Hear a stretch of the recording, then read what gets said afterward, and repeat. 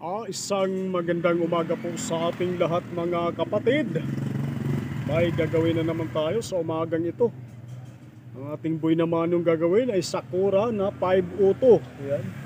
Ito yung mga original na Sakura mga bro, na sinauna. Talagang pati yung magandang forma talaga.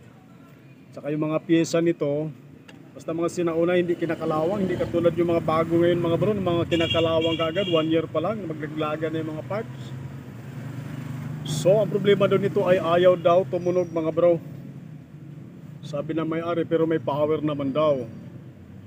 Pero bago natin buksan yan mga bro, shout out ko lang tong ating mga mahal na kapatid na mga vlogger na lagi rin sumusuporta sa ating munting tahanan. Shout out sa inyo dyan mga bro. Pugrot TV Ilocano Pride. Ulitin ko lang mga bro, medyo nabulol ako doon ha. Shout out sa inyo dyan mga bro. Pugrot TV Ilocano Pride. Yan, hinadandahanin lang natin. Gila TV Vlog, Edwin Sagayno, Colombiano, Gato Vlog, Kuya Lino Vlog, Kuya Glyn TV, Chef Bin Gardener, Thinking OFW, GRS Ramos, 11 Humauas, Lloyd Atik TV, John P. Technician, Sirib ni Ilocano Channel, Katablas Vlog, Kuya Win TV Tik, Bradnell TV, at saka si John Pax Willis mga bro. Pag-isuportahan po natin ang kanilang mga channel. At ito, bubuksan natin itong ating gagawin na Sakura. Sana magawa natin ito mga bro, itong ating buhay na mano sa umagang ito. Subuksan muna natin para malaman natin kung ano ang dahilan bakit ayaw tumunog. Ako, mabuna naman sama naman ang panahon. Ako, hindi naambon talaga, malakas ng ulan pala. Subuksan lang natin mga bro habang hindi pa ganong kalakasan ng ulan. Minsan kasi pag malakas ang ulan, hangin umisilip dito yung ulan mga bro. Buksan lang natin. So ito na mga bro, nabuksan na natin tong ating Sakura na 502 na gagawin. So visual check tayo sa napakaraming alikabok na nakikita ko mga bro. Wow, punong-puno ito na alikabok. Pwede na tayo magtanim ng sibuyas nito kaya kamatis. So visual check tayo, nabulol naman tayo tuloy ron Nako, yung fuse nagtiputukan, tapos nilagyan pa ng jumper na malaking fuse. Nako, baka lalo malala tama nito. Malalaki pa naman power output nito mga bro. Yung C5200 ito. Medyo may kamahalan output nito. So sa ganitong kalagayan, baklasin muna natin yung pinaka main amp. Lilinisin natin. Tapos check natin muna, unahin natin yung power output transistor kung may shorted kasi pumutok yung ating fuse. Yun ang first tip natin gagawin. Kasi medyo napakaraming alikabok talaga. Medyo puno siya at saka marami mga anting-anting na nilalagay. Sabihin naka-repair, nakatikim na to ng repair na ilang beses siguro kasi may napansin pa akong dinagdag na transformer dito. Ang original kasi ito lang dalawa, may dinagdag, naging 3 na. Malupit yata din gumawa nito pero tama naman yan, hindi naman yan ikakabit ng technician kung hindi tama yung ginawa niya.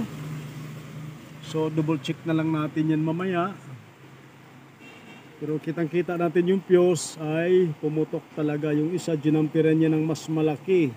Kaya pumutok pa rin, parang putol pa rin.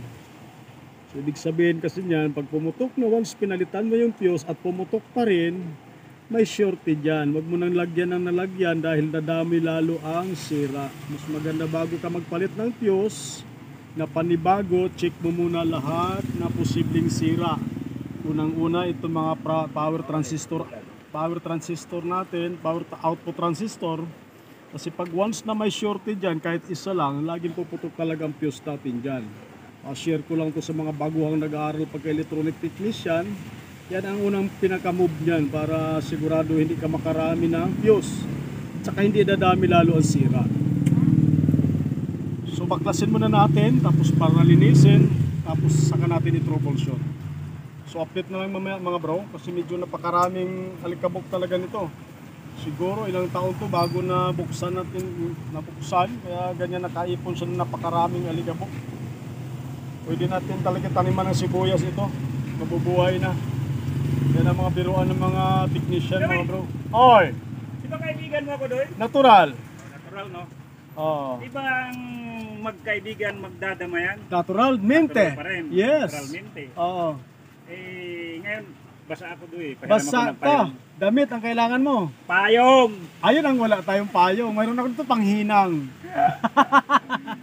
Wala to eh. Wala ako. Gusto mo dala ka ng plastic na ano, yung pangtabon lang ganito.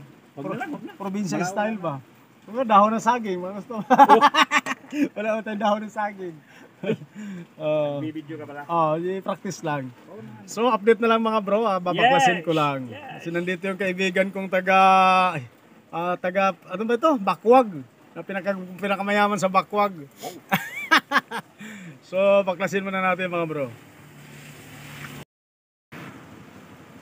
So, tuloy natin itong ating ginagawa mga bro kahit malakas ang ulan. Para matapos ito mga bro. So, binaklas natin yung 4 na output. May nakita tayo isang shorted mga bro, yung C5200 dito yun. Yung kanyang C4093 buhay naman, yung C5200 lang ang may shorted, yung dito na portion mga bro. Yung dalawa na to buhay naman. So focus na lang tayo dito sa channel na to, yung may shorted. So check na rin natin itong mga drive niya rito para malaman natin kung may problema pang iba. Tapos palitan natin kung may makita pa tayong sira para mapalitan natin yung fuse, para ma-test natin, ma-sound check natin, para mabayasan natin mga bro. So sa kabilang side okay naman. So pag ganyan kasi kadalasan okay yung dalawang output sa kabilang channel. Kadalasan yun walang problema yan. So dito lang tayo mag-focus sa may shorted na channel dito sa portion na to. Pero ka bang ano dyan? Yo. Mga tornilyo? Para saan mo gamitin? Bracket ng TV? Magtiyaga ka, maghanap ka rito sa mga naipon ko. Ha? Magtiyaga ka maghanap dito sa mga naipon ko. Nawala yung tornilyo ng bracket ng TV. Oo. Hindi malagay. Maghanap ka rito sa mahiwagang garapon ko. Marami-rami to, mamili ka na lang. Pag makakita ka, sa'yo na. Marami dyan, mamili ka lang. So i-check ko lang mga drive mga bro. Titingnan natin kung may mga damay pa ba siya. Para sigurado lang. Para mabayasan natin. Ibuhos mo para makita mo. Maliliit yata ito kuya. May mga malalaki dyan sa ilalim. Basa eh. So, ito na. Tuloy natin mga bro. So binaklas muna natin yung may shorted na ano. Hindi muna natin kinabitan ng output. Subukan natin bayasan mga bro kung normal yung bias voltage nya. So plug in natin mga bro. Yan. Tapos power on tayo. Ayun, pumitik na yung relay natin. So focus ko lang. Titingnan natin ulit. Yan. On ko ulit. Yan, kung ipitik na yung relay natin, subukan natin yung bias doon sa may shortage na output. So dito tayo, diretso tayo sa emitter mga bro. Uy, mataas pa yung bias natin. 0.21, 22, mataas pa yan. Dapat pinakamataas dyan, 0.5 ang normal. Dito tayo sa may buhay na output. 0.2, yan ang normal na bias. Hanggang 0.5, 0.4, 0.3. Normal bias yan. Buhay naman yung output. So may trouble pa yung ating isang channel mga bro. Itong may shorted na output na binaklas natin. Yung 0.21. Minsan 22. So mataas pa ang bias natin mga bro. So isa-isahin natin yung mga resistor dyan. Baka may nag-change value. Transistor ng mga maliliit na drive. Baka may leak. Kasi yung drive nito, chinik ko na ito. Buhay naman to mga bro. Yung dalawa na to. Ay bali tatlo pala. Na-check ko na to. Buhay ito eh. Walang leak. So dito tayo sa ibang mga transistor at saka mga resistor mga bro. Isa-isahin natin. Maaaring may nag-open na resistor dyan o kaya may nag-leak na transistor. So check ko muna mga bro. Ay, kailangan mapanormal muna natin yung bias bago natin kabitan yung power output transistor para hindi masayang. Kasi pag ganyan kataas ang bias voltage natin mga bro, pag kinapitan natin ang output yan, sigurado sibak na naman. Kaya kailangan mapanormal muna natin yung bias voltage bago tayo magkabit ng power output transistor. Yan ang pinakamahalaga mga bro. So update na lang uli. Isa-isahin ko lang, ito troubleshoot ko lang itong ating mataas na bias na channel.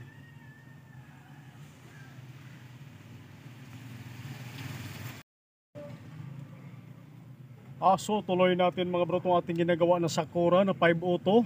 Kaya pala mataas ang bias mga bro dahil may resistor dyan na mali ang kinabit na value.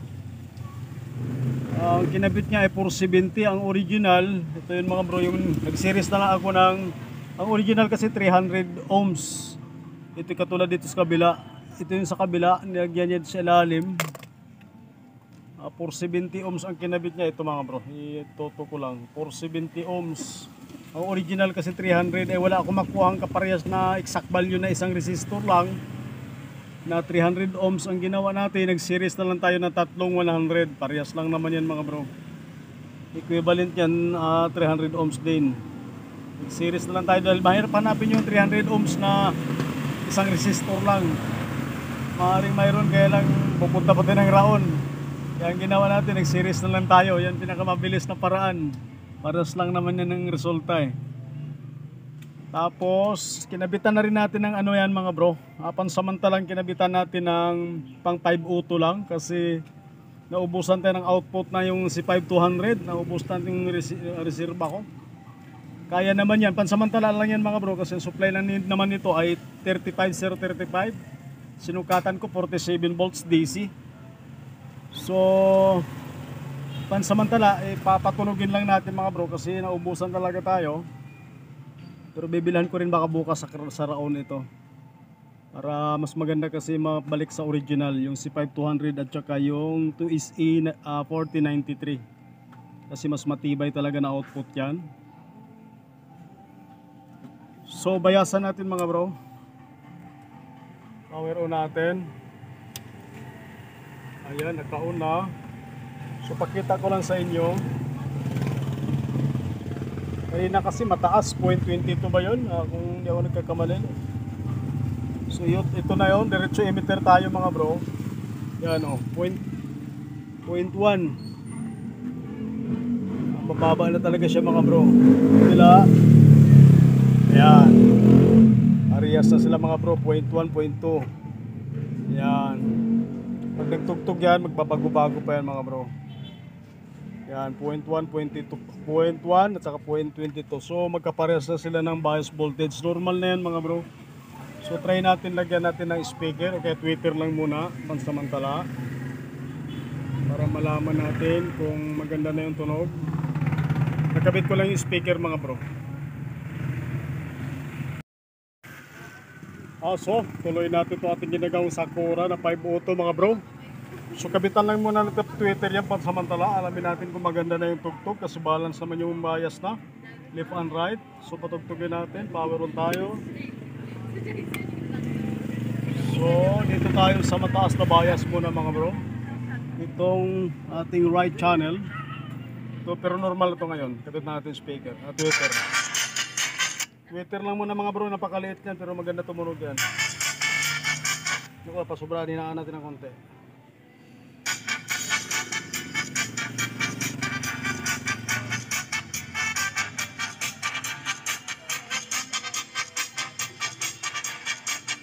So dito naman yung left channel natin.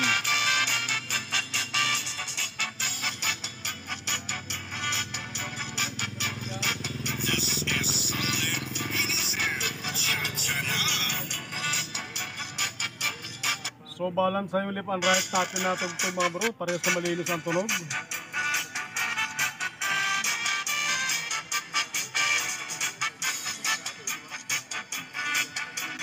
So try natin kabitan na speaker na malaki mga bro, para magkaalaman na. Try muna natin. Kabit lang natin yung malaki natin na pang testing. So ito na, kinabitan na natin malaking speaker mga bro, itong ating Sakura. So power on natin. Yun, volume tayo.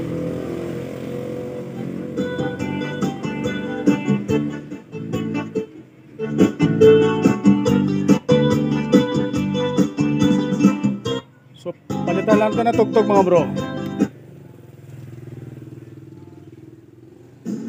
Nako, bumalik sa dati tuloy. Nagalaw tuloy ang USB ko ah. Teka lang, ayusin lang natin yung USB. So final testing na natin itong ating Sakura na ginagawa na 5 auto mga bro. So nilagyan na natin ng malaking speaker yan. Power on tayo. Yan, pumintik na yung relay natin. Volume tayo.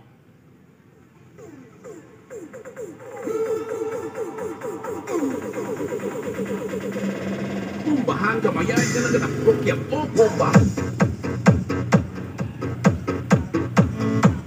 Medyo babad lang natin mga bro.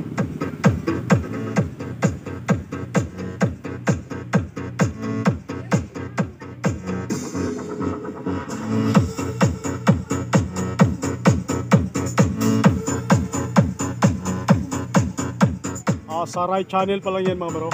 Mamaya lilipat natin sa left.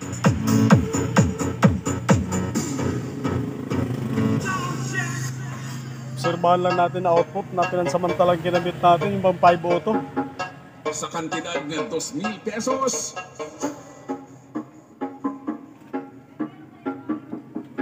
Bumbahan nga masunog amplifier.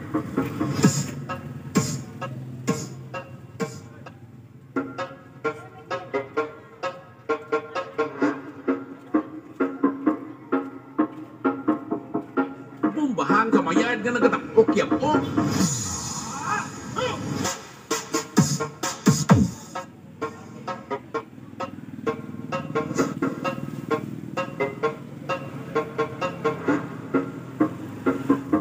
Tudo-tudo agud mapingas unto kaupod mo.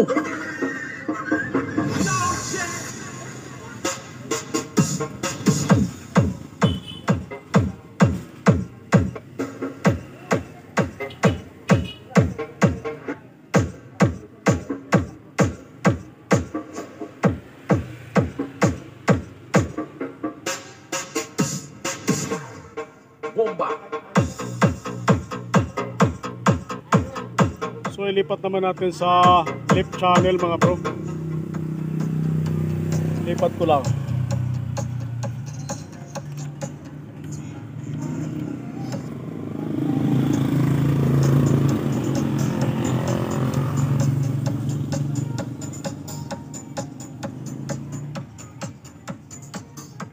Ito naman sa left channel.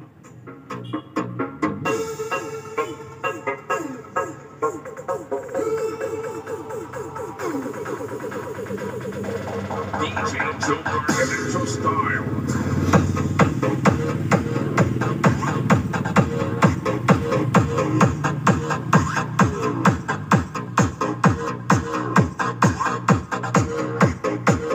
Lupit.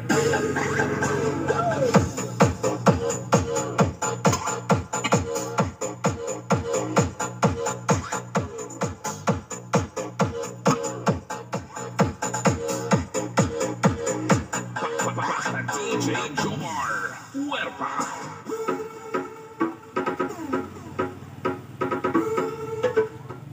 So okay na to mga bro. Sure ball na tong ating papalitan na lang natin ang original na yan, output mga bro. At least napatunog na natin na maayos.